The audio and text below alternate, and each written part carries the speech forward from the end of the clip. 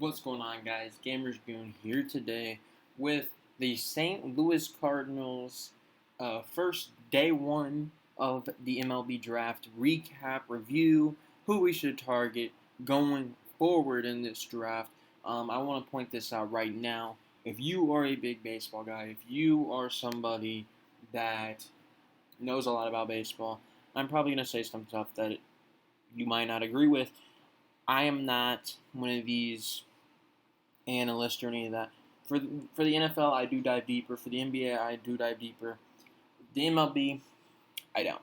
I'm very casual when it comes to the MLB. I know some of the top guys. I can tell you some of the people that have been drafted before, but I'm not going to be able to really tell you much about everybody in between. So we'll see what ends up happening. But I can tell you that I'm pretty pleased with how the Cardinals drafted. The Cardinals, they drafted two pitchers day one, two guys that are both 21, maybe a year in the minors. They should be coming up within the next year or two.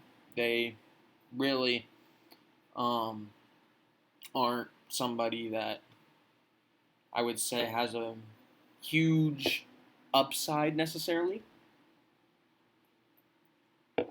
but they're also not people that are bad. They can come in, play immediately, which is exactly what I think we need when it comes to the Cardinals.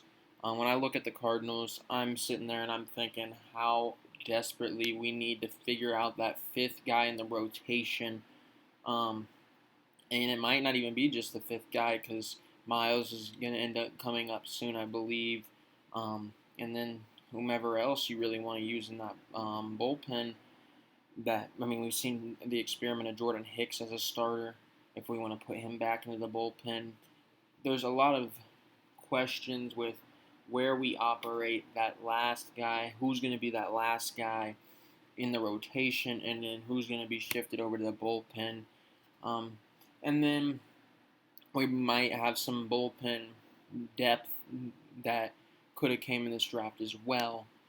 So we'll see what ends up happening with that. But the first guy we selected in this draft was Cooper Jerpi. Cooper out of Oregon State. And let me pull up because I did save it on Twitter. But this kid was nothing short of a beast last year. This kid is somebody that I think is close to what he's going to be. And here's his stats last year. That he's a 21-year-old. He was 11-2 with a 2.538 ERA, which is very solid, especially in the NCAA where it's easier to hit. He had an NCAA leading 161 strikeouts in 17 starts with 103.1 innings pitched. He was a consensus first-team All-American and was named the 2022 College Baseball Foundation National Pitcher of the Year. So they're definitely not messing around. They went out, they got the best college pitcher that there was. He might not necessarily have some of the upside of some of these other pitchers. And one of the pitchers I wanted earlier in the draft, Kumar Rocker, he also didn't play in college this year, but he is once again a beast. But they both are very similar in being older players in this draft, being guys that you can potentially play within the next year or maybe year and a half.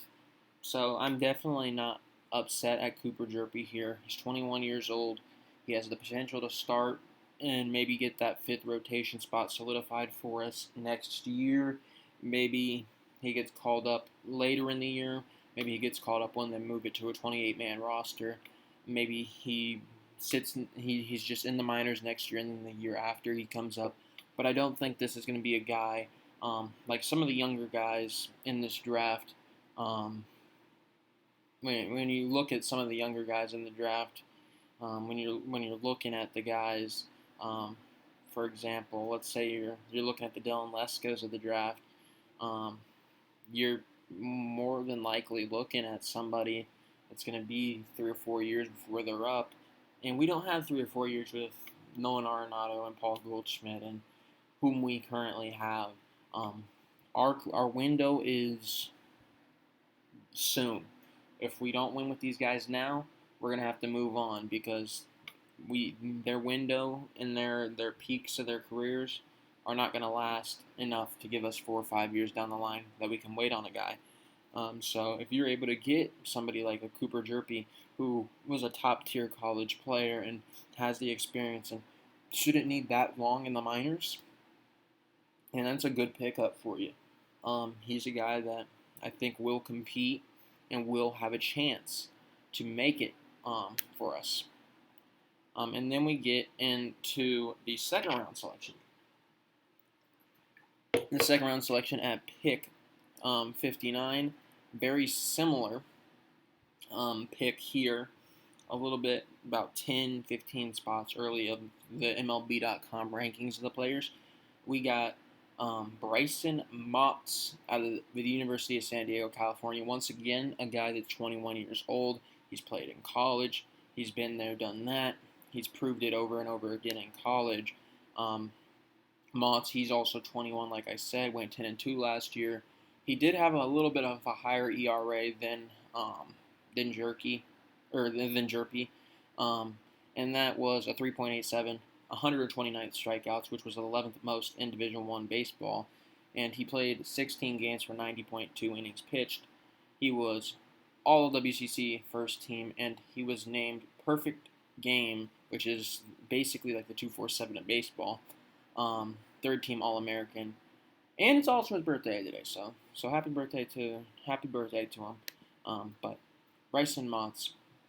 Now, most I know about this kid is what they were telling us on the broadcast, and to me it sounds like maybe he doesn't necessarily have the top tier velocity you want to see out of the guys you're going to draft. He doesn't necessarily have all that. He might not have the control, but he does have the stuff. He does have the tools to be something, and they also made it sound like he could be coming up sooner, maybe within the next year and a half, 2 years, somewhere in that span. And they also believe he's somewhere in between that. Is he gonna? They basically said he's gonna be what Jordan Hicks is, a fringe bullpen guy and a fringe maybe he can start for us guy. So if we do end up having Jerpi as that fifth guy in that rotation, that's perfect. It allows Motz to come out of the bullpen. It allows him to not necessarily have too much on his shoulders, maybe go 2 innings at a time, maybe 1 inning. But this is a guy that he has the pitches, he has the stuff in his arsenal. They just need to see a little bit more out of it. They need to see him control it a little bit better. They need to see him put a little bit more velocity on it. But it sounds like the kid has the tools to maybe make it work out. And that's going to be good for us. If he can make it work out, that's going to be good for us. And that was the only 2 picks for the Cardinals. Now, obviously, this draft goes on a long time. A long, long time. It's going to be 20 rounds, something like that. It's going to continue to go along. And I'm not going to sit here and tell you and act like I know all these guys that are like the 600th and 3rd prospect. I don't know. But I can tell you people within maybe the next 2 or 3 rounds that the Cardinals should target. And the first guy I'm thinking out is Brock Porter. I don't know how he's here. I do understand, kind of. They don't know if they're going to be able to pull him away from his commit from college. They might have to pay him maybe a little bit more than what it's expected at the range. Maybe they're going to have to give him maybe a $4 million deal or something like that. Yes, maybe that's an issue. But at this point, man, if I'm the Cardinals and I'm drafting day 2, and if he's on the board, I'm sitting there and I'm like, you know what? I'm going to try to get something to work out with this kid. This kid he was in the consideration for number 1. He was considered potentially the number 1 pitcher in this class, Brock Porter, out of St. Mary's, Michigan. I don't know how nobody in the second round, there's been 80 picks, I don't know how anybody didn't take a chance on him. Maybe I'm not thinking of it necessarily as much as other people, because in baseball it is a lot different than the NBA, where if you draft them, they can go back to college and they don't have to sign with you, and they can enter the draft again. Um, so, but I don't see how you can let him continue to fall. I would take a shot on him. I'd take a flyer on him. Hope that he signs with you. Try to maybe work something out with him. Um, but it would be a big get if you were to be able to get Brock Porter. And that's probably somebody that would fill in that fifth guy in that rotation, and maybe even more. But when I'm thinking of the Cardinals, I'm thinking of potentially filling positions that we potentially could need going forward. And one of the ones that strikes me heavily is the first baseman. Yes, I do know we have Juan Yepes behind Paul Goldschmidt, but if Paul were to either go down, or if Paul were to retire, or if we were to trade Paul, or Paul's not necessarily the youngest anymore. He is. Give me 2 seconds. Yeah, he's 34. So how many more years of Paul Goldschmidt being a all-star like he is this year? How many more years do you realistically have of Paul Goldschmidt being that? So I'm thinking maybe you go down and get a first baseman in this draft. And there's guys here that potentially could fill that role. And when you're looking at them, the top three left in the top 250 are Andrew Jenkins, Jared Thomas, Nathan Martorella, and Ethan Long. Then you get outside the top 200 or top 250. So I would like to see us target. I would like to see us target a guy from the first baseman line, and I really don't have a preference here. I don't think you need him right away. I don't think you need him necessarily to be in the next year and a half, 2 years. I think you maybe do have the 3-4 years, maybe 2 minimum, to have this guy run into the minor leagues. So to me, I want Jared Thomas out of all of them. He's the only high schooler in the top 250. He's going on 19, out of Texas, left-handed kid, but I think you do have a little bit more time, and if you do have a little bit more time, necessarily with the pitchers, where they're pretty much the only thing keeping us back from being a little bit more legitimate, I would say you'd maybe have a 2-year span to have the next kid in the minors for first base. So first base is definitely an option that I could see us going. And the other one's also third base. I'm not necessarily as worried about third base. I do think Nolan will be a little bit more well off, but he's also getting up there. And yes, I know Nolan Gorman can play both. He can play, but the problem is we moved him to second base. I don't think we're going to move Nolan Gorman back. So this is another one that I could see us potentially having a guy here that is a high school kid, but also is pretty good. One of the guys out of California, Jacob Reamer, an option here. Out of Bowling Green, we have Patrick Forbes. We have a Jack Crichton out of St. Mary's Prep. And then we also have a Florida kid, Ethan Petrie. And all these kids are right-handed. All these kids are about the same age. Obviously, you probably want to go with the best one, Jacob Reamer. But if you were able to pull out one of these high school third basemen, I wouldn't have much issue. I think you have a little bit of time before Nolan is going to be past his prime. So maybe you have 2 years with Goldie, but maybe you have 3 or 4 more years with Nolan. So I think maybe you can do this high school thing and make it sustainable. But the big thing I want is a catcher. A catcher. The 57th, the 74th, and the 97th guy. 3 guys within the top 100 are still on the board, and if in the 3rd round, if either of those 3 guys are not selected by the Cardinals, I will be upset. I don't mind Andrew Kisner. I don't mind Ivan Herrera. I don't mind any of the guys in the minors. But I do want a catcher that can play for the future. And the one that jumps out to me is Dominic Keegan out of Vanderbilt. He played in Vanderbilt with some of the best pitchers to do it. He knows how to work with a pitcher. He knows how to demand counts. He knows how to sink the pitches. To me, that's who jumps out. You want a guy that can play almost immediately. Yachty's going to be up. I don't necessarily know if he's going to be the starter, but I would like to have a guy that can play behind Kisner ready, and Dominic Keegan could be that guy. Obviously, maybe they want to go the potential route, and they go a Malcolm Moore, they go a Brady Neal, and they maybe sit him in the minors for a year or two. They're both high school kids. They might need 2 or 3 years before they're ready. Maybe they think that Ivan Herrera is ready. Maybe they think that there's somebody else in that minor league system that is ready at the catcher spot.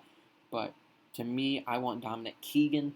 I want a catcher that is ready to play. And if they don't want to go with the Vanderbilt catcher, there are other guys from college that have been they've been getting ready for the moment. We have a Missouri State kid, Drake Baldwin. We got a Virginia Tech kid in Cade Hunter. There's a decent portion of guys within still the top 50 that are catchers. Silas Ardoin out of Texas, Jimmy Crooks at 151 out of Oklahoma, and then even Hayden Dunhurst at 155. There's options. You gotta get one on day 2. I don't care if it's round 3, round 4. I prefer to get Dominic Keegan if he's not there, if somebody takes him. I don't know who we get, but I want a catcher tomorrow. I want a catcher that we can look for. I want a catcher that might be ready within the next year and a half. I want somebody to fill Yachty's role. Outfield, I'm not necessarily as worried about. I do like outfielders. I love just looking at outfielders' tapes. I love just trying to think of who's going to be a great outfielder, who could potentially be that good. Anthony Hall out of Oregon. Obviously, I go to Oregon, so I've seen him in person, how good he's been. Big fan of him. It would be cool to have him on the Cardinals, but once again, I don't really think that the Cardinals need outfielders. You look at the outfield, it's stacked. You got Dylan Carlson, you got Harrison Bader, unfortunately, you got Corey Dickerson, you got Brendan Donovan, you got Tommy Edman when he plays in the outfield. You got guys all over the place when it comes to the outfield. I don't necessarily think that it's a big need. You have Lars Nootbaar, you got guys in the minors, you got Joshua Baez in the minors. So maybe they do go here and potentially just get more guys for the minors. Maybe they want to go a high school kid. They got plenty of time. Maybe a Mason Neville, maybe a Ryan Clifford, maybe a Jaden Hilton. I don't know really where you would go with the outfield, but I don't necessarily think it's a position of need at this point. But I personally like to see guys that can do it all. I like to see pitchers that can come in and be there for us. And there's 2 top 50 pitchers, man. Tristan Smith and Brock Porter. Now, the concern might be whether or not you can sign them. I understand that, but you got to take a risk on something, man. If you don't think you can re-sign them, there's a good news. There's a dude in Georgia named Jonathan Cannon that is a junior and probably could get signed. Same thing out of Gonzaga. You got Tristan Reelig. You got Bryce Hubbard out of Florida State. You got guys. You got options when it comes to pitcher. I'm not necessarily as worried about pitcher. Pitcher's going to be something that you can get all over the place. You got Henry Williams. You got Carson Palmquist, Connor Stain. You got guys, man.